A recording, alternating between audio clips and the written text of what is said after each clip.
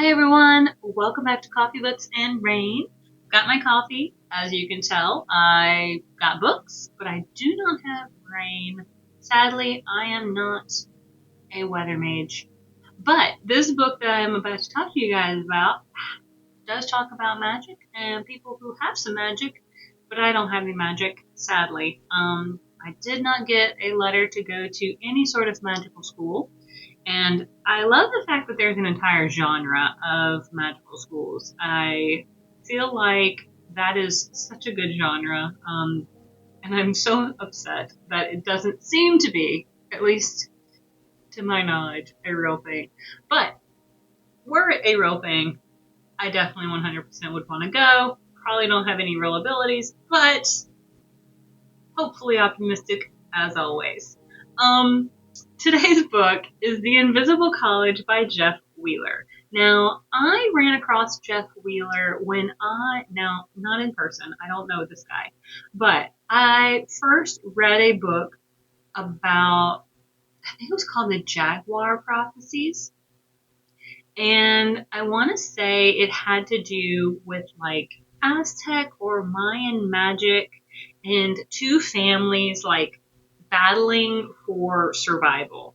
And I was really intrigued by it because not only did it have like this ancient sort of magical like stuff going on and temples and like jungles and all this sort of stuff, I was really intrigued. It also had these families really working together to survive. And one family was kind of what I would call the douchebag family, and one family is just like a really close knit, loving family who is just really working hard to survive.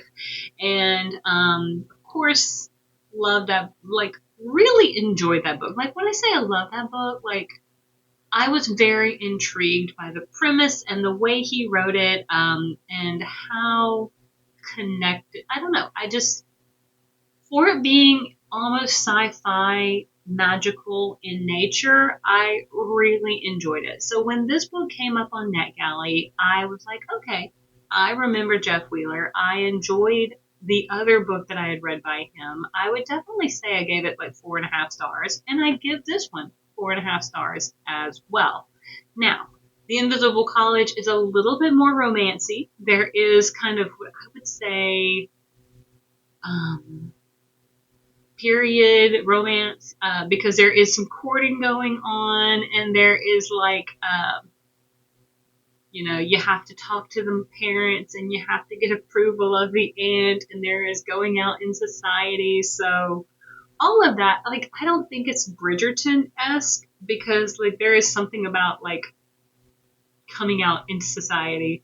So I'm not seeing like in my mind like the dresses of that time, but there is like bowler hats and suits and things of that nature. And then you have to also include into this book the fact that there is magic, and then there is an alien race involved as well. And the Aesir are the alien race, and this happens to be the time, the millennia, that the Aesir tend to rear their head to try to come back into, to wipe out human population, because these Aesir tend to see humans almost like a vermin, but they can only come during winter, and that's because they like the cold, and they don't do well when it gets warmer. So they only really have like this winter season in order to kind of like, I guess, try to do what they can do against the humans. But we're going to read the summary, and then we're going to dive back into the book. I know I'm kind of rambling about it, but I actually finished it this morning, and so wanted to go ahead, get my thoughts all out, and so it's still pretty fresh. A mortal sorcerer sets out to defy the dark magic of an ancient race, awakening to wage war on mortals in an epic fantasy of adventure and love by Wall Street Journal bestselling author Jeff Wheeler. Millennia ago, a magical race called the Aesir found a new home on a distant world. Attracted to the cold during an ice age, they hibernated for hundreds of years at a time. With each awakening, however, they saw their world changed by ever-evolving mortals, encroaching upon their territory and way of life. Two civilizations with opposing magic poised to clash over and over. Now the Aesir are awakening to wage a new war, this time to exterminate their enemy once and for all. Robinson Hawksley is an elocutionist at the Invisible College who has perfected a way of teaching speech that relies on harnessing the intelligences that create magic to train the sorcerers.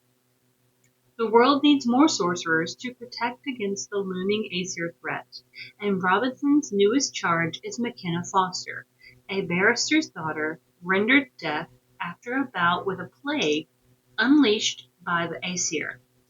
As progress develops between them and they grow ever closer, there also comes a strange connection to the Aesir, one that crosses the boundaries of time itself and the unfathomable mysteries of the unseen powers. Emerging from their icy fortress, the Aesir begin their bombardment, and Robinson and McKenna, brought together by magic, stop an endless war with powers even they have yet to fully understand. So the genre is just considered fantasy. It says 400 pages in the Kindle edition, and now this says it's first published October 15th of 2024. Now I made a note on my notebook that this book is due in NetGalley on 11/12. I don't know if that's got to be its publication date for at least what I'm seeing. Yeah. So expect the publication by 47 North is November 12th of 2024. So that is what I'm seeing. Maybe that is under the publishing company. Maybe he did an independent publish. I'm not sure. I try to keep my little notebook. This is kind of my current read. My highlights are things that I finished. My unhighlighted are things that I'm either working on or to be reads. But I'm doing really good for November. I think I'm down to 7 books left to read for November. And one of them actually 2 of them are actually due December 3rd. So I just put those on there because December 3rd is not far after the end of November. And I do want to make sure I remember to get those in. I need to get me a better chair where I can kind of sit here and sit crisscross applesauce. I do like sitting with my legs crossed like that. But Robinson Hawksley and McKenna, they are pretty much a professor and a student. However, pretty quickly does Robinson realize that he kind of has feelings for McKenna. McKenna, she is a pretty cool girl. She is really intelligent. She speaks very well. And through her ability to learn not only other languages and be able to read lips, she is able to learn to speak with, like, apparently almost no real issue. However, one of the biggest issues of her learning kind of this sorcery magic is her inability to hear sound. That is one of the biggest issues, is because she is deaf. Now, when she was really young, so she doesn't actually remember having hearing. She cannot sing, so she can't hit those notes, and so she cannot also, so one of the parts of being a sorcerer is being able to harmonize harmonics, and that's one thing that she is unable to do. And sorry, I had a little hair. But she is determined to try to figure this out. Now, I will say that I feel like this book could be a second book. Like, there could be another book. If they can, if Jeff Wheeler really wants to, if he wants to continue exploring this, because the way this book ends, and I'm just going to kind of throw this out there in my perspective, is it's still got enough to be able to work with into another story. can have another winter where we can explore more Aesir, and coming out of out at winter, and maybe we can explore like if McKenna is able to figure out how to use harmonics. Now she has tried to use magic, but it has not worked for her, again because she is unable to sing or anything like that. Now Robinson Hawksley, he can sing, he can play the violin and those sorts of things. So he is really, really skilled at being a sorcerer, but that is an aspect of being a sorcerer of the Invisible College. That is, when I say the Invisible College is like a magical school. It's like Parliament has another wing, and it's just called the Invisible College. It doesn't seem as though it's unknown to people. It's just the magical wing of Parliament for England. Um, so it doesn't seem as though it's like this mysterious force. People know about it. People know, like, if you're a certain rank or certain levels, that you have certain amounts of clout.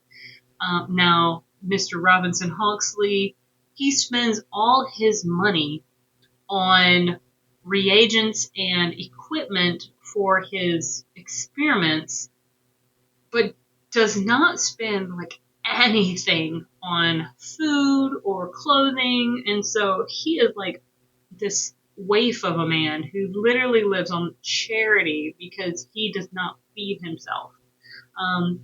He has to rely on either his roommate, his best friend, his father, or his parents, or like the charity of his students' parents or families to feed him. Otherwise, he goes hungry for several days. So he's not really a responsible person in that respect, because he thinks all his money has to go to studies and scholarly things and not towards actually self-care, like taking care of himself, like a person would be like, I need to eat. I need to have clothes to wear. So he doesn't even have a coat for the winter time. If his roommate or his best friend is wearing the coat, then he does not have a coat to wear. So that's kind of when this Robinson Hawksley is very much attracted to McKenna, and he is very adamantly wanting to court her. I'm like, dude, you need to work on your priorities first, because right now you are too tunnel vision focused, and you need to kind of like make a list. We need to work on some lists, and we need to address this first, because right now your scholarly things are a little too high, and we maybe need to like shuffle a few things to maybe create some balance and order for you to think about courting someone. But all in all, I thought it was a pretty good book. I do give this book probably a 4.5 stars. It was far more romancy than the other book, but I was not mad about it. I thought the romance was pretty cute.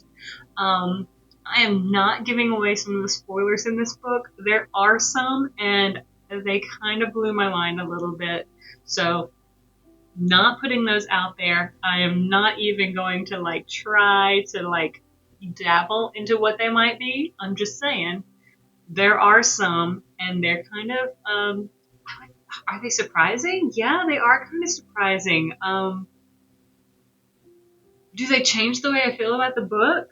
Not really. I'm so curious. Like, that's why I think I need a second book, is because I kind of want to see, like, I kind of need more. Like, I really kind of do. So, like, with all of that being said, like, that's going to be my final thoughts on this book, because I guess I kind of need more at this point. I'm going to need more about the Aesir.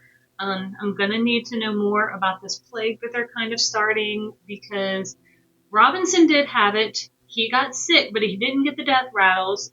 Just saying, He didn't get as bad as some of the other people.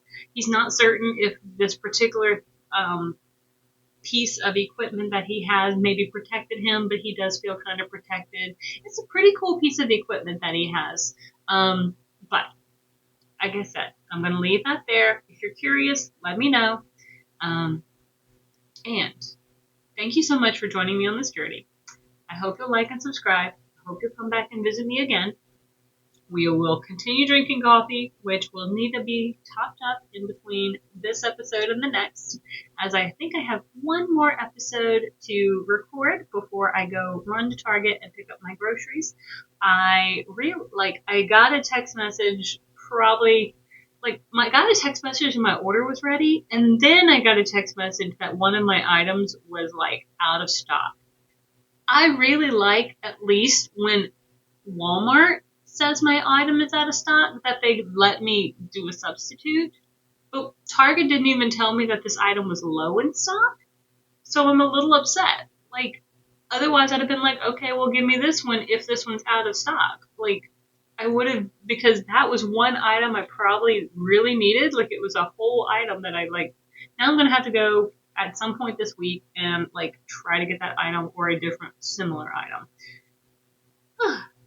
Anyway, but thank you guys so much. I'll see you guys on the next page. Have a great one.